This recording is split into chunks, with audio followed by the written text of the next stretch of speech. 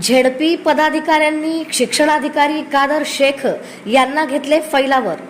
जिल्हा परिषदेचे अध्यक्ष म्हणून दीपक वैद्य व उपाध्यक्ष म्हणून इंद्रजित पवार यांनी पदभार हाती घेताच पहिल्यांदा प्राथमिक शिक्षण विभागाची झडाझडती घेतली आहे। प्राथमिक शिक्षणाधिकारी कादर शेख यांच्या कारभारावर नाराजी व्यक्त करून शिक्षकांच्या प्रश्नांवर चांगलेच फैलावर घेतले।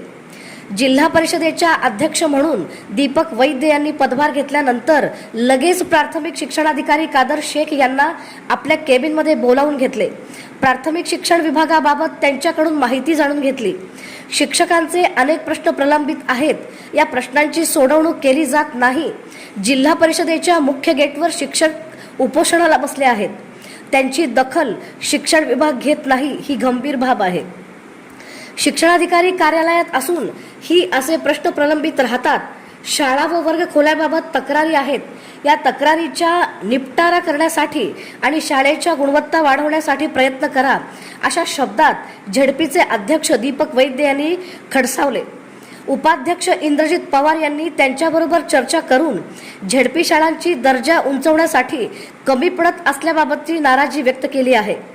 प्राथमिक शिक्षणाधिकारी कादर शेख यांचा कालावधी पूर्ण होत आला आहे, त्यांची कामगिरी समाधान दिसत नाही।